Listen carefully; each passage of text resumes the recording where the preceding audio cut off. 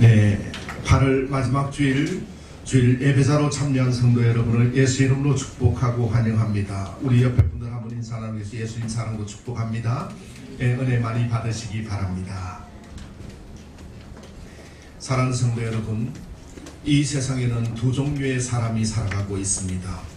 한 종류의 사람은 어릴 때부터 총명하고 뛰어나고 처음 시작부터 매우 거창하고 거대한 사람으로 출발하는 사람이 있지만, 그러나 그의 말로를 보면은 비참하고 초라하기 거지없이 살아가는 사람이 있고, 또 한 종류의 사람은 시작은 미약하고 아무것도 가진 것도 없고 힘들게 시작하였지만은 그의 나중과 말로를 보면 심히 창대하게 번창하고 그 자녀들이 잘되는 축복을 받는 종류의 사람들을 볼 수가 있는 것입니다. 사랑하는 성도 여러분, 여러분은 어떤 종류의 사람입니까? 오늘 말씀에도 있습니다만, 내 시작은 미약하였으나 내 나중은 심히 창대하리라. 지금은 초라합니다. 미약합니다. 보잘것이 없습니다. 아무 희망도 보이지 않습니다. 그러나 성경 66권에서 말씀하시는 내용은 내 시작과 내 형편이 초라하고 미약하고 아무 자랑거리가 없더라도 희망을 갖고 예수를 붙들므로 내 나중은 심히 창대케 되리라는 그 말씀을 해주고 있는 것입니다. 누구든지 지금보다 나중이 나을 것이라는 희망을 가지고 살아가고 있습니다. 이 세상의 가장 중요한 보약은 비타민도 아니고 단백질도 아니고 여러가지 우리가 먹는 영양소도 아닙니다. 가장 큰 세상을 살아가는 보약은 희망이에요. 어떤 희망을 갖느냐에 따라서 우리는 미래를 바라보면서 도전하게 되고 어려움을 견뎌낼 수 있는 능력을 확보하게 되는 것이지요. 우리가 욥이라는 인물을 떠올릴 때마다 떠오르는 단어가 있지요. 인내하고 어려운 고통 속에서도 하나님께 욕하지 아니하고 하나님을 원망하지 아니하고 끝까지 믿음을 지켜냄으로써 갑절의 축복을 받았던 동방의 의인 욥이라고 기억을 할 겁니다. 그런데 우리는 이러한 희망, 욥에게서 다시 회복해 주실 것이라는 그 희망을 가져 있었기 때문에 욥은 이 모든 것을 극복하고 갑절의 은혜를 받은 걸 볼 수가 있습니다. 현재 힘들고 어려운 난관은 우리가 꿈이 있으므로 이겨나갈 수 있는 것이지요. 오늘 본문 7절에 내 시작은 미약하였으나 내 나중은 심히 창대하리라.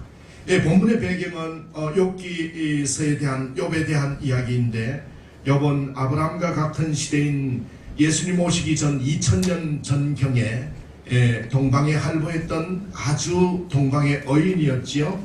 우스 땅에 살던 의인이요, 또 동방에서 가장 큰 부자라고 했습니다. 하나님 앞에서 의인이요, 세상에서는 가장 큰 재벌이지요. 그런데 한 번은 사단의 시험을 받게 되어서 마귀의 공격으로 아들 7이 또 그리고 딸 3명, 그러니까 아들 7과 딸 3명이 태풍이 불어와서 집이 무너져서 갑자기 죽게 된 거예요. 아무 연고도 없이 이유도 없이 아들 딸을 다 잃게 되었지요. 그것뿐입니까? 얼마나 큰 재벌을 이루어서 내 낙이야 양과 낙타와 얼마나 많은 소유물을 가져 있었는데 이 모든 것들을 강도에게 빼앗겨버리고 하늘에서 불이 떨어져서 다 죽고 말았습니다. 그런데 더한 것은 또 몸도 건강했던 몸이 악창이 나오고 병에 걸려서 문둥병에 걸려서 어찌할 수 없이 몸도 엉망이 되어 버렸어요.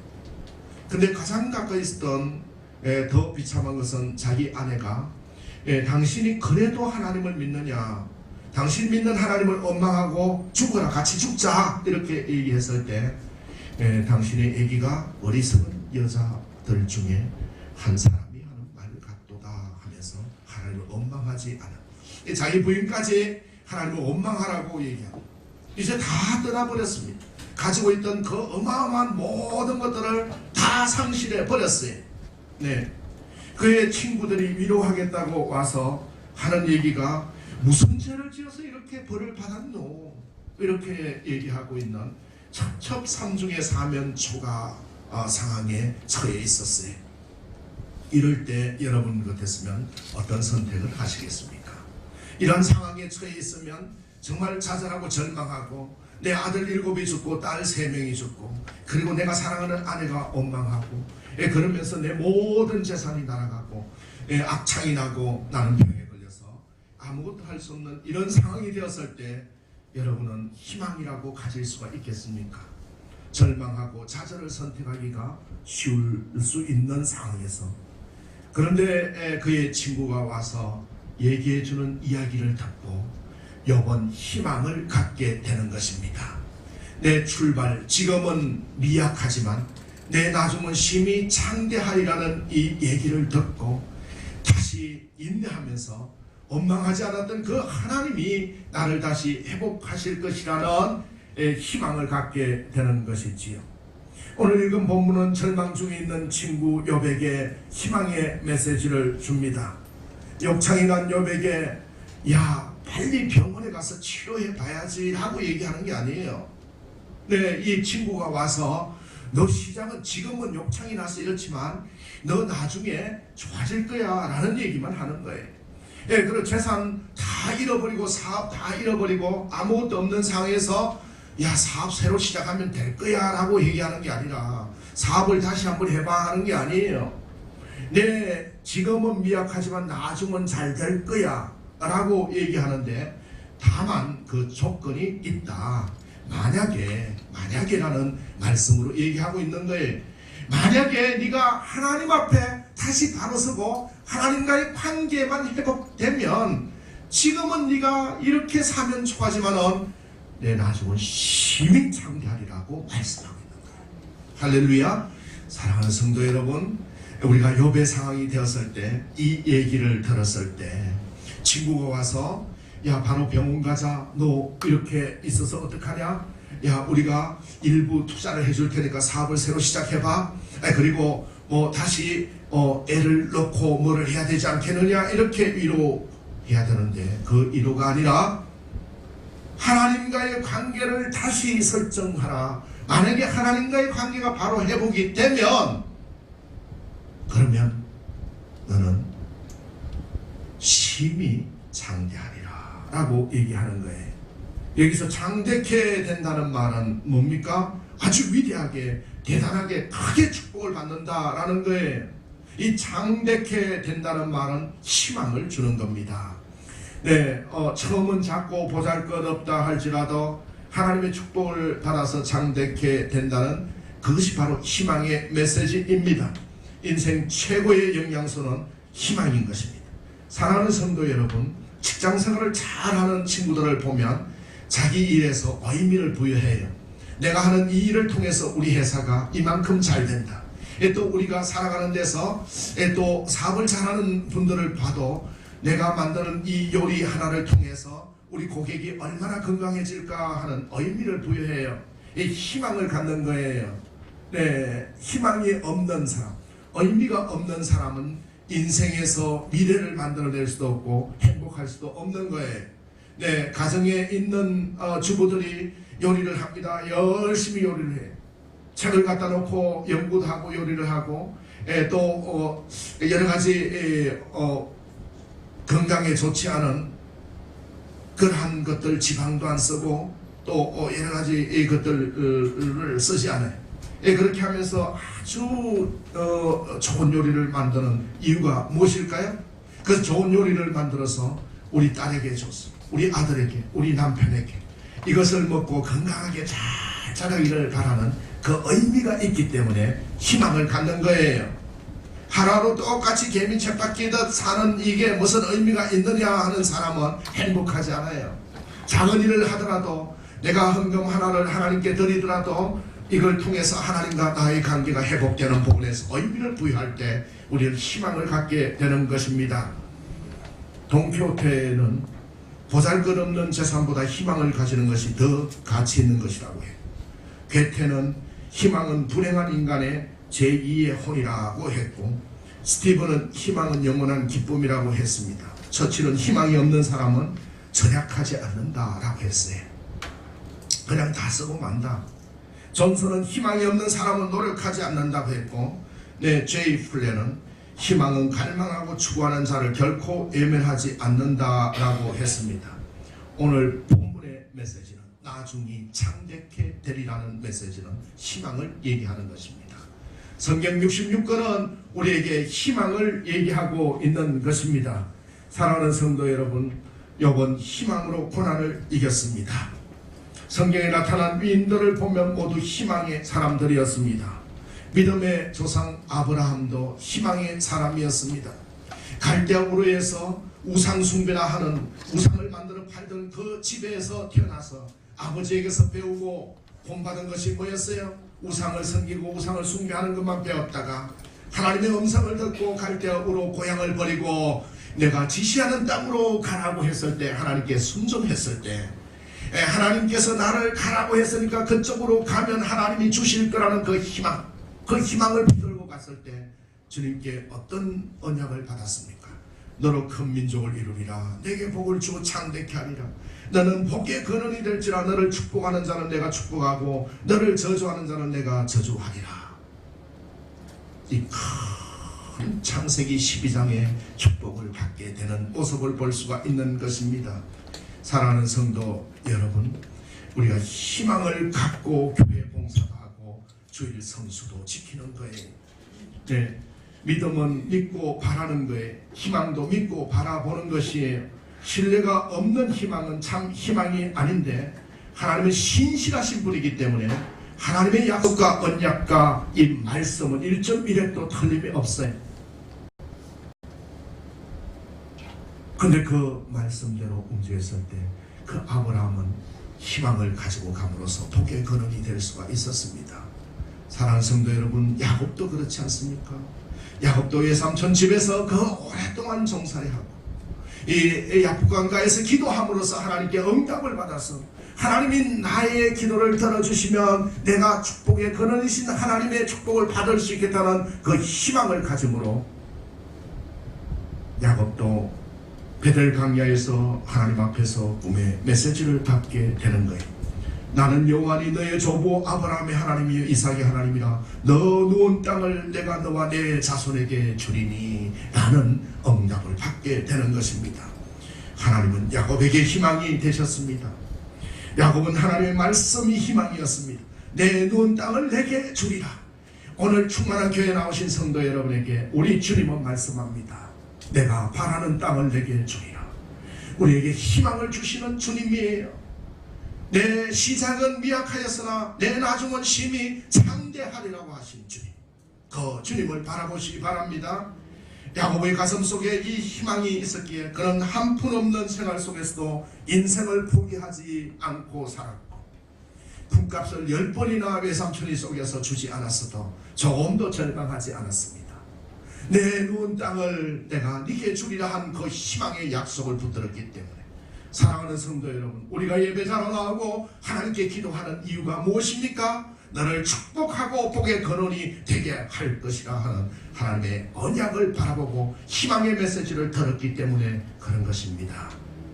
성경 66권에 나타난 위대한 인들 모두 희망의 사람들이었습니다. 바울도 벅찬 이 희망 가운데 활기차게 그의 사명을 감당하며 살았습니다. 빌립보서 4장 13절에 내게 능력 주시는 자 안에서 내가 모든 것을 할 수 있느니라. 디모데후서 4장 7절 8절에 보면 내가 선한 싸움을 싸우고 나의 달려갈 길을 마치고 믿음을 지켰으니 이제 후로는 나를 위하여 의의 멸류관이 예배되었으므로 어려우신 재판장이 그날에 내게 주실 것이니 내게만 아니라 주의 나타나심을 사모하는 모든 자에게니라 라고 말씀합니다. 우리에게도 희망의 메시지가 있습니다. 내 시작은 미약하였으나 내 나중은 심히 창대하리라는 이 희망의 메시지를 오늘 저를 통해서 충만한 교회에 하나님이 들려주고 계시는 것입니다. 할렐루야. 시작이 중요한 거예요.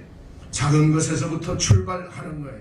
큰 사업을 성공하고 큰 위대한 일을 이루는 사람들은 작은 것부터 성실하게 시작하는 모습을 볼 수가 있는 거예요. 사랑하는 성도 여러분, 성경 66권에서 얘기하는 게 뭡니까? 다 베드로도 고기 잡는 시작이 미약하였지만 예수님 가장 사랑하는 수제자가 되었고, 바울도 또 우리는 요한도 모든 선지자들과 제자들의 모습을 보면 그 위인들의 출발은 미약하기 짝이 없었던 걸 볼 수 있어요. 오히려 거창하게 거대하기 시작했던 사울왕 같은 경우는 시작이 거대하고 거창하였지만은 마지막이 초라하고 죽임을 당하는 이러한 스스로 죽게 되는, 이러한 비참한 최후를 맞게 되는 걸 볼 수가 있는 거예요. 어떤 사람의 길이 잘 풀리는 경우가 종종 있는데, 그런데 그 시작하는 단계는 의외로 작은 것에서 시작되는 걸 볼 수가 있는 거예요. 큰 일도 사실은 작은 일에서부터 시작하지 않습니까? 거대한 건물 수십 층이 되는 빌딩들도 종이 설계도를 그리면서 시작됩니다. 그리고 그 설계가 다 완성되면 조금씩 땅을 파면서 건축이 되고 완공하려면 나면 웅장한 건물이 되듯이 시작은 항상 작은 일에서부터 비롯되는 것을 생각해야 합니다. 가장 높은 곳에 올라가려면 가장 낮은 곳에서부터 출발해야 된다라는 걸 얘기하는 거예요. 운동 경기 중에서 미식 축구가 가장 격렬한 경기라고 하지. 그 미식 축구 선수가 되기를 원하는 미국인들이 많이 있어요. 젊은 청년들이. 근데 미식 축구를 가장 잘 하려면 무엇부터 연습을 하는가 하면 쓰러지는 연습부터 한다고 얘기를 해요. 우리가 사업을 잘 하려면 쓰러지는 연습을 잘 해야 되는 거예요. 그런데 대부분 사람들은 가장 잘 될 때만을 바라보면서 그것만 쫓아가는 거예요. 그러나 지혜로운 사람들은 워스트 케이스 가장 나쁜 상황에서도 내가 어느 정도 견딜 수 있는가를 생각하는 것이지요. 네, 오늘 말씀을 통해서 우리에게 희망의 메시지를 주고 있습니다. 우리는 희망을 어떻게 가질 수 있습니까? 여호와 하나님이 계시기 때문에 희망을 가질 수 있는 겁니다. 하나님이 우리를 사랑하시는데 무엇이 꿀꿀할 게 있겠습니까? 무엇이 두려울 게 있겠습니까? 무엇이 우리를 가로막을 수 있겠습니까? 이제 그렇다면 장대케 되는 비결이 무엇인지를 같이 네 가지 측면에서 살펴보도록 하겠습니다. 오늘 주님은 내 시작은 미약하였지만 내 나중은 심히 장대케 되리라고 말씀하고 있는 거예요. 그 장대케 되는 부분에서 우리 5절 말씀 한번 같이 읽어보겠습니다. 5절 말씀 시작. 내가 만일 하나님을 찾으며 전능하신 이에게 간구하고, 만약에 라는 부분에 단서를 조건을 붙입니다. 조건적인. 내가 만일 하나님을 찾으며, 사랑하는 성도 여러분, 장대케 되는 전제의 첫 번째가 하나님을 부지런히 찾는 거예요. 할렐루야. 하나님을 찾는다. 우리는 하나님께 구하라는 이야기는 많이 들었는데 하나님을 찾는다는 얘기를 흔히 듣지는 못했지요. 하나님을 찾는다라는 말이 무엇일까요? 내가 만일 하나님을 부지런히 찾는다. 하나님께 구하면이 아니라 하나님이 직접 목적어가 되어 있다라는 거예요. 하나님을 구한다라는 말은 하나님을 경외한다, 하나님을 섬긴다는 말인 것이죠. 우리가 교회에 나오는 이유가 무엇일까요? 오늘 바빠 죽겠는데 엄마 우리 집에서 예배 드리고 기도하고 말아요. 왜 그런 사람들이 있어요? 마음으로 나 예수 믿어요. 오늘 주일날 교회는 가기 힘들어요. 그런 사람은 진정한 크리스찬이 아니에요. 오늘 뭐라고 얘기합니까? 하나님을 찾으라고 얘기하는 거예요.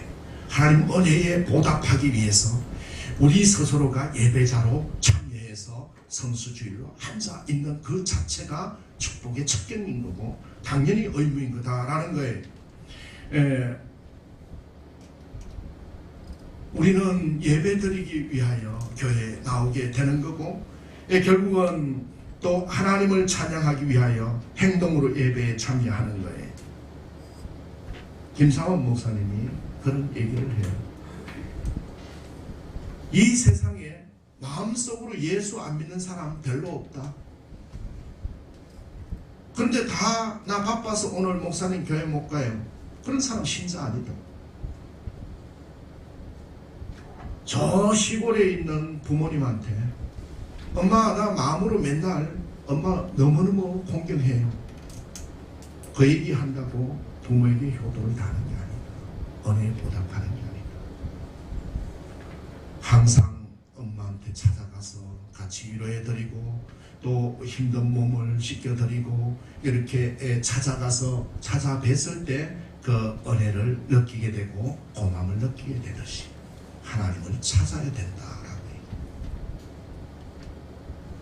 한 번도 그 사상에서 자기는 떨어진 적이 없기 때문에 예배라는 예배가 공예배가 있을 때는 한 번도 참여하는 적이 없다. 숫자를 세리면서 예배생활 신앙생활 해야 된다 이렇게 얘기를 해요. 내가 금요예배 참여하면 수요예배 참여하면 오후예배 참여하면 다 동그라미 걸려.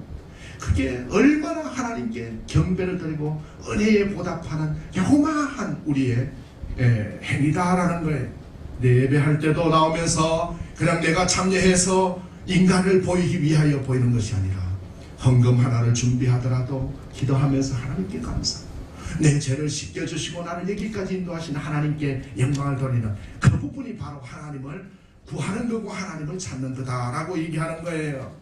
시편 42편 5절에 내 영혼아 내가 어찌하여 낭망하며 내 속에서 불안해하는가. 하나님을 바라라. 그의 얼굴을 도우심을 인하여 내가 오히려 찬송하리라. 하나님을 구하는 것의 반대는 하나님을 버리고 등지는 거예요. 네, 역대하 29장 6절에 보면 우리 열조가 범죄하여 우리 하나님 여호와 보시기에 악을 행하여 하나님을 버리고 얼굴을 돌이켜 여호와의 성소를 등지고 여호와의 전을 등지고 내가 세상 길로 갔다. 그래서 우리가 벌을 받는다라는 거예요. 그래서 하나님은 하나님을 찾아라, 하나님을 구하라, 하나님을 기뻐하라고 명하시는 거예요. 이사야 55장 6절에 보면 너희는 여호와를 만날 만한 때에 찾아라, 가까이 계실 때에 그를 부르라. 시편 37편 4절에 보면 또 여호와를 기뻐하라. 기뻐하라가 무엇일까요? 우리는 하나님을 찬양하는 거예요. 또 그것은 여호와 하나님이 크게 보이는 것이 기뻐하는 거예요. 어떤 성도님이 자녀 학자금을 보려고 하루 일당 6, 7만 원을 받으면서 파출로 열심히 뛰어다니고 일을 하는데 가도 끝이 없는 거예요. 이 아이가 계속 졸업할 때까지 내가 파출로 이렇게 해서 학자금을 벌어서 또 대줘야 되고 너무너무 힘든 생활을 해요. 근데 대학 4년을 졸업하면서 이 아이가 전교 1등을 해서 쑥 졸업하는 모습, 좋은 기업에 취업하는 모습을 봤더니 그동안 고생했던 모든 것들이 완전히 다 없어졌더라라고 얘기를 합니다. 사랑하는 성도 여러분, 하나님을 찾는 것이 우리의 기쁨이 될 때 내 나중이 창대케 됨을 믿으시기 바랍니다. 우리의 작은 수고들을 통해서 하나님과의 관계가 바로 형성되는 거예요. 오늘 뭐라고 얘기합니까? 첫 번째로 내가 만일 하나님을 찾으며 라고 했어요. 하나님 나 자주 찾아요 하고 집에서만 계속 기도한다고 하나님을 찾는 게 아니에요. 공예배에 참여해서 거룩한 예배자로 서 있는 거예요. 하나님을 만나러 와야 되는 거예요. 장로님 보러 오는 게 아니에요. 집사님, 권사님 보러 오는 게 아니에요. 목사님 보러 오는 게 아니에요. 하나님을 만나는 게 중요하다라는 거예요. 하나님을 찾으라는 거예요. 내 속에 하나님이 계시고 하나님의 음성이 들릴 때 우리는 하나님과의 관계가 바로 형성될 줄 믿습니다. 그렇다면 하나님은 왜 이렇게 가정문을 써서 말씀하실까요? 모두가 하나님께 구하기만 하지 하나님을 찾는 이가 하나님을 구하는 이가 하나님께 구하는데 하나님을 구하는 사람이 많지 않기 때문에 만일이라고 써 놓는 거예요. 의에 줄이고 목마른 자는 복이 있나니 저희가 배부를 것이며 의에 줄이고 목마름의 대상은 그 의는 하나님 자신을 말하는 거예요. 내가 만일 하나님을 부지런히 구하며 찾는다라는 말씀. 너희가 진심으로 나를 찾고 찾으면 나를 만나리라 했습니다. 사랑하는 성도 여러분, 무슨 일이 있어도 예배자로 참여하시기 바랍니다. 하나님의 은혜 가운데서 그 예배자로 거룩한 자로 하나님을 찾으시기 바랍니다. 사랑하는 성도 여러분, 성전의 문턱을 밟고 들어올 때 우리는 하나님을 찾아야 되고 하나님을 만나야 되는 거예요. 나의 일주일의 삶 속에서 역사하셨던 그 하나님께 예배자로 서 있을 때 첫 번째 조건인 하나님을 찾으면 내 시작은 미약하였으나 내 나중은 심히 창대케 되리라는 전제를 이루게 될 줄 믿으시기 바랍니다. 창대케 되는 두 번째 비결은 무엇입니까? 네, 두 번째, 전능하신 이에게 간구하고 전능하신 이에게 빌고라고 개역 성경 이전에는 빌고 기도하라는 말씀. 전능하신 하나님께 기도해야 된다라는 말씀이, 하나님께 기도하면 된다고 하는 것은 전능하신 하나님이시기 때문에, 못할 것이 없는 하나님이시기 때문에 그렇다. 여러분, 자녀에게 가장 큰 투자는 예배자로 교회로 인도하는 거예요. 왜? 유대인의 자녀들이 왜 그렇게 강한지 아십니까? 랍비들이 성경을 가르치거든요. 성경을 가르쳐. 전 세계 최고의 베스트셀러인 성경을 예수 교회에 나가지 않는다고 안 읽는 것처럼 어리석은 게 없는 것이지요. 네, 그 말씀. 하나님께 기도하면 된다고 하는 것은 하나님이 전능하신 하나님이시기 때문에 그런 거예요. 우리는 콩나물 가게에 가서 콩나물 파는 아주머니에게 50원 깎아주세요 얘기는 할 수 있어요. 근데 그 콩나물 파는 아주머니한테 가서 우리 아들 대학 졸업했는데 이번에 저 대기업에 들어가도록 취직 좀 시켜주세요. 할 능력이 없는 분에게 그렇게 해도 소용이 없는 것이죠. 네, 취직은 회사 사장님에 가서 부탁할 수 있지요. 그러나 사장한테 가서, 회사 경영하는 사장한테 가서 장관 시켜달라고 얘기는 못해요. 장관을 시키는 사람 대통령에게 가야 되죠. 그런데 또 대통령이 아무리 그런 능력을 가졌다 하더라도 내 몸에 이런 병이 있는데 고쳐달라고 할 수 없어요. 병을 고치면 의사한테 가야 돼요. 의사가 아무리 유능하더라도 죽어가는 생명을 살려달라고 할 수 없어요. 그 생명의 생사 여탈권을 하나님이 가지고 계시기 때문에 결론적으로 뭡니까? 하나님은 전능하신 분, 생사하복을 주관하시는, 섭리하시는 분이심을 믿으시기 바랍니다. 그러므로 하나님께는 어떤 부탁이든지 어떤 기도든지 할 수가 있다는 거예요. 그는 못할 것이 없는 분이시기 때문에 기도는 만사를 변화시키는 비밀입니다. 오늘 오후 예배 때 우리 김미영 전도사님 통해서 중보기도가 얼마나 중요한가, 성령 안에서 기도의 응답이 얼마나 중요한가 간정도 듣고 말씀을 나누는 시간을 가지고, 여러분, 주님은 우리를 체휼하시는 분이에요.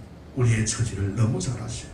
눈물을 흘리는 동정자고 세상을 창조하시고 소유하신 부자고 전능하신 분이, 그분을 찾아가서 빌면 된다는 거예요.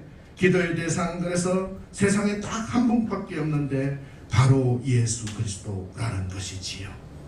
사람은 전능하신 창조주 우리 아버지께 기도해야 됩니다. 하나님께 기도하는 사람만이 바로 된 사람이고, 기도하는 하나님께 기도해야만 응답받을 수가 있는 거예요. 우리는 세상에서 조그만 집터 하나만 가지도, 땅 몇 평만 가지도 너무너무 좋아해요. 근데 이 지구뿐만 아니라 우주 만물의 소유주가 누굽니까? 전능하신 여호와 하나님. 우리가 가지고 있는 거, 건물, 땅, 가지고 있는 소유 아무것도 아니에요. 하나님이 주시고자 하면 갑절로 내다주면 심히 창대케 주실 수 있고, 하나님이 뺏어가시려고 그러면 순식간에 뺏어가시죠. 이 부분을 인생 말년에 깨우치게 되면 너무 늦다는 거예요. 어려운 시절부터 여호와 하나님이 인생의 승리자이고 주권자임을 믿으시고, 나는 공부도 못하는데 목사님 내가 어떻게 크게 되고 창대하게 돼요? 이렇게 생각하지 마세요. 하나님이 공부 못하는 다윗을 통해서 임금이 되게 만들었어요. 여러분, 하나님 예수만 제대로 믿으면 창대케 되는 걸 믿으시기 바랍니다. 우리가 하나님께 기도하는 그 자체가 얼마나 아름다워. 하나님께 구하는 것만으로 우리는 복을 받은 자들이에요. 하나님은 우리에게 응답해 주신다고 약속하고 있는 거예요. 구하는 이마다 얻을 것이요, 찾는 이가 찾을 것이요, 두드는 이에게 열릴 것이니라. 여러분, 미국의 켄터키 프라이드 치킨 웬더스 햄버거의 원조가 데이비드 토마스라는 사장이었어요. 그가 29살에 오하이오주 콜럼버스에서 식당을 개업했어요. 29살의 젊은 시대에 식당을 개업해서 열심히 했는데 매달 결산하면 적자예요. 사람들이 오는 것에 비해 지출이 많아서 적자가 나고 식당이 실패하게 되었어요. 그래서 이 토마스가 어느 날 교회 가서 목사님이 설교하는데 기도하면 모든 게 해결된다는 얘기를 듣고 기도하기 시작해요. 하나님, 적자가 나 있는데 기도하면 다 해결해 주신다 그랬지 않았습니까? 하나님 해결해 주세요. 흑자로 바뀌게 해주세요. 기도했어요. 저는 실패했습니다. 식당이 망했습니다. 어떻게 하면 좋을까요? 그래서 광고가 부족해서 그런가 아닌가 하는 생각이 들어서 지방방송국 광고 담당자를 찾아갔어요. 무료로 광고 좀 해주세요 부탁하려고 갔는데 이 지방방송국 광고 담당자 토마스 씨를 알아보고 제가 그때 식당에 갔을 때요, 그 식당에 자주 갔었는데 광고하시러 오셨네요. 그때 토마스 사장님, 그 식당 메뉴 중에서 정말 맛있게 먹은 게 닭튀김이었는데 아직도 닭튀김 하시나요? 깜짝 놀라서 닭튀김이 그렇게 맛있었나요? 네, 저는 다른 메뉴는 별로 맛없었고 그게 제일 맛있는 것 같아요. 또 오늘 먹으러 갈 거예요. 알겠습니다 하고 쫓아와가지고 모든 잡동사니 메뉴 다 없애고 닭튀김만 전문으로 해야 되겠다. 네, 그래서 그 정신이 번쩍 들어서 그 음성을 하나님의 음성으로 듣고 닭튀김만 열심히 했어요. 네. 그래서 복잡하고 많은 메뉴를 없애버리고 후라이드 치킨만 팔게 되어서 전문적으로 닭튀김 하나만 팔게 되어서 세계적인 켄터키 후라이드 치킨, 네, 웬더스 햄버거를 만들게 되었다. 사랑하는 분들, 미래를 생각하고 위대함을 이루기를 원하는 분들은 열심히 기도해야 돼요. 네, 기도하면 우리의 마음속에 하나님의 응답이 달리는 거예요. 보이게 되는 거예요. 세상에 여러 사람들에게 자문을 받는 것도 중요하지만 기도하면 내가 오늘 하나님, 전능하신 하나님께 간구하라. 전능하신 하나님께 기도를 하라고 말씀하고 있는 거예요. 여러분, 지금 아무리 깊은 골짜기에 깊은 상황에 빠져 있다고 할지라도 낙심하지 말고 전능하신 우리 아버지 하나님 힘내 기도하시기 바랍니다. 그러면 심히 창대한 축복의 문이 열리게 될 줄 믿습니다. 창대케 되는 세 번째 비밀은 무엇일까요? 우리 6절 말씀 한번 같이 읽어보겠습니다. 6절 읽겠습니다. 시작. 또 청결하고 정직하면 반드시 너를 돌보시고 내 어려운 처소를 평안하게 하실 것이라. 청결한 삶을 살아야 된다라는 거예요. 예수님께서 마음이 청결한 자는 복이 있나니 하나님을 볼 것이요 라고 말씀했습니다. 하나님께서는 거짓이 없고 순전한 사람을 축복하신다라는 거예요. 청결은 순수하고 깨끗한 것을 말하는 거예요. 죄악과 부정한 것이 섞인 혼합물이 아닌 순수하고 깨끗한 청결한 것을 말하는 거예요. 신앙생활은 청결해야 되는 거예요. 신앙생활에 우상숭배나 모든 불순한 것들, 이런 것들을 다 버리는 거예요. 탐심과 욕심과 교만을 버리고 하나님을 섬기는 것, 이게 청결한 삶이에요. 험없이 정결하고 깨끗하면 하나님께서 참되게 하실 것이라고 약속하셨습니다. 아무리 하나님이 주시려고 해도 그릇이 청결하고 정직하지 못하면 하나님이 주실 수가 없습니다. 이랜드의 창업자 박성수 장로는 이 말씀이 없었다면 내가 이랜드를 이만큼 키울 수 없었을 겁니다. 이렇게 고백을 해요. 사업을 하는 사람들은 욥기 오늘 본문 말씀, 이 말씀 욥기 8장 6절의 말씀을 기억해야 된다. 청결한 삶, 자네가 축복을 받기 원한다면 우리가 청결한 삶은 뭐예요? 우리는 욕도 안 하고 거룩한 삶을 살아야 되겠지만, 그러나 이 세상을 살면서 다 그렇게 할 수가 없어요. 오직 하나님께 인정받는 삶. 그러니까 하나님을 섬기는, 하나님이 주권적으로 행해지는, 우리가 죄를 고백함으로써 우리 마음속에 어려움이 있는 이 삶을 청결한 삶이라고 얘기하는 거예요. 하나님보다 돈을 더 믿고, 하나님보다 내 배경을 더 믿고, 하나님보다 내 다른 사람을 더 믿을 때 이것은 청결한 삶이 아니다. 속이는 자는 잠시는 흥할 수 있어도 진실이 오래 간다. 정직해야 하는. 시편 기자는 말은 여호와께서 정직히 행하는 자에게 좋은 것을 아끼지 아니하실 것이라 라고 말했습니다.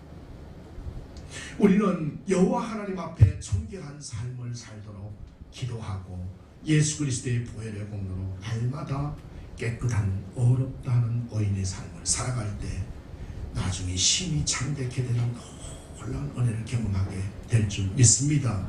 사랑하는 성도 여러분, 부모가 청결한 삶을 살고 때 맞춰서 성수주의하고 기도하고 때 맞춰서 열심히 성실하게 사는 모습을 보면 그 자녀도 잘 돼요. 그러나 매번 그 부모가 무의식 중에 아내를 무시하고 아내는 남편을 무시하고 이렇게 살다 보면 그 젊은이들도 은연 중에 어른이 되어서 나도 아버지처럼 폭력을 행사하고 나도 엄마처럼 내 남편에게 함부로 대하고 자녀들을 함부로 대하고 유전된다라는 거예요. 얼마나 귀한 말씀인지 몰라요. 여러분, 부자가 되고 싶고 하나님께 인정받고 참되게 되기를 원한다면 우리가 청결한 삶을 사시기 바랍니다. 하나님이 주시는 축복을 기대하며 사시기 바랍니다. 참되게 되는 마지막 비결은 정직하면이라고 했어요. 정직하게 살아야 된다라는 거예요. 미국 속담에 정직은 최선의 방책이다라고 말하고 있어요. 정직한 사람은 반드시 그 대가를 받는다라는 거예요. 성경에 말하는 정직이라는 말 속에는 어렵다라는 말이 담겨져 있는 거예요. 세상에서 가장 값진 유산은 바로 정직입니다. 부모가 정직하게 살다 가면 후손이 복을 받아요. 그러나 부모가 타락하고 부정부패하고 악을 행하면 그 자식들이 벌을 받고 치욕을 당하는 거예요. 부모도 정직하고 자녀도 정직하고 가족 전체가 정직하면 그 가정은 존경을 받게 되는 것입니다. 정직한 자가 복을 받는다. 여호와 보시기에 정직하고 선량한 일을 행하라. 그리하면 내가 복을 얻고 여호와께서 내 열조에게 맹세하사 내 대적을 무수히 내 앞에서 쫓아내시리라. 신명기 6장 18절에서 19절에 약속하신 거예요. 아름다운 땅을 얻으려면 정직한 영혼을 가지라 라고 말씀하고 있는 거예요.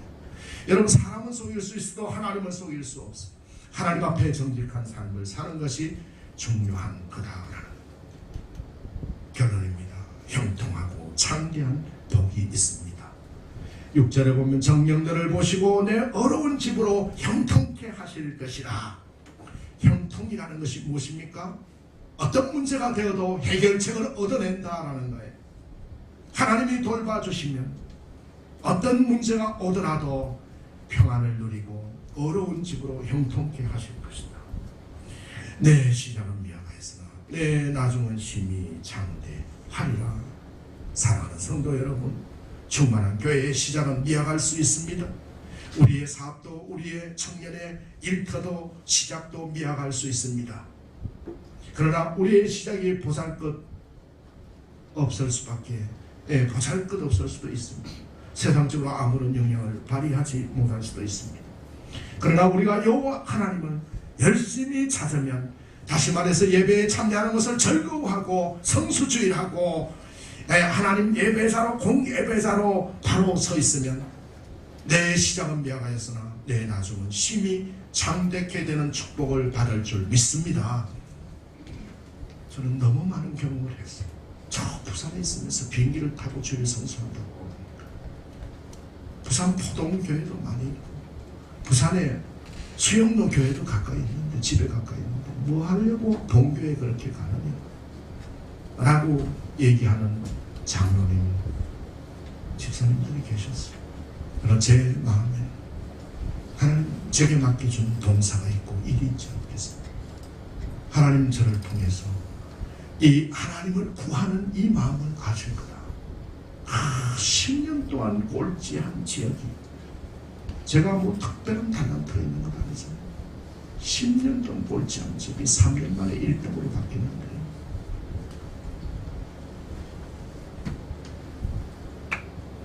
이것이 바로 하나님이 하시는 걸, 하나님이 하시는 걸 기억할 수가 있어요. 한 번은 회장님이 오신다는 지역 최고 책임자가 없대. 주일 예배 드리는데 전화가 한 15통 왔어. 나 주일이라서 서울에 올라와서 예배 드리고 있다고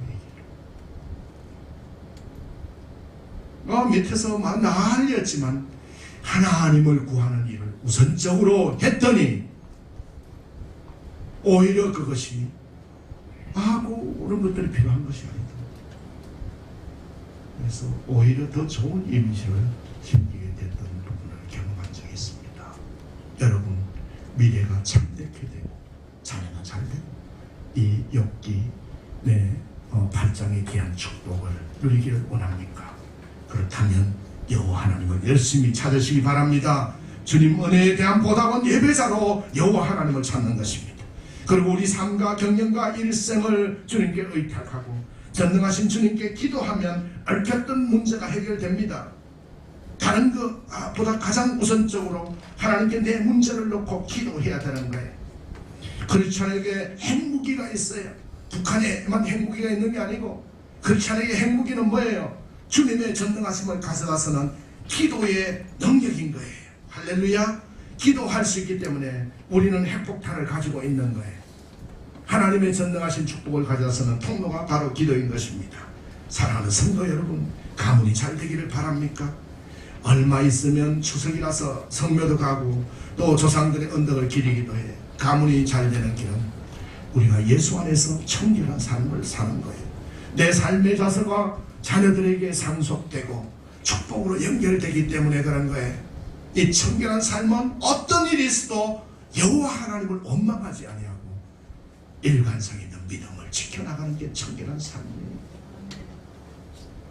엄마 예수 믿어도 아무 변화가 없는데 저 절에 가서 한번 불공들여 이런 것이 아니라, 욥이 그 많은 어려움을 당했지만은 한 번도 여호와를 원망하지 않은 것처럼 내 삶의 자세가 오직 여호와께 고정되어 있는 이 상태가 청결한 삶인 거예요. 사랑하는 성도 여러분, 이 세상에 가장 큰 무기는 정직이에요. 세상을 살아가는 무기는 정직. 어떤 경영자도 고객도 어떤 세상의 어려움도 정직한 자를 이길 수는 없어요. 정직하면 평안합니다. 평안한 거예요. 부지런히 하나님을 찾고 전능하신 하나님께 기도하고 청결한 삶, 정직한 삶을 살도록 성령님의 임재를 구하시기 바랍니다. 우리가 예배자로 나온 것 같지만 우리 힘으로 못 나와요. 하나님이 인도하셨기 때문에 나오는 거예요. 할렐루야. 네, 성령님께서 우리 연약함을 도우십니다. 오늘도 주님은 우리에게 내 시작은 미약하였으나 내 나중은 심히 장대하리라고 말씀합니다. 이 말씀 붙들고 승리하시기를 예수 이름으로 축원합니다. 기도하겠습니다. 살아 역사하시는 만군의 주 아버지 하나님은 정과 자비하심을 감사를 드립니다. 거룩하신 주님, 우리도 욥기에서 하나님 내 시작은 미약하였으나 내 나중은 심히 창대하리라는 이 전제 조건, 부지런히 하나님을 찾고 전능하신 하나님께 기도하고 청결한 삶을 살고 정직히 행함으로써 이 귀한 내 나중은 심히 창대케 되리라는 축복을 능히 누리기에 부족함이 없도록 인도하시고 동행하여 주시옵소서. 예수님 이름으로 기도하옵나이다.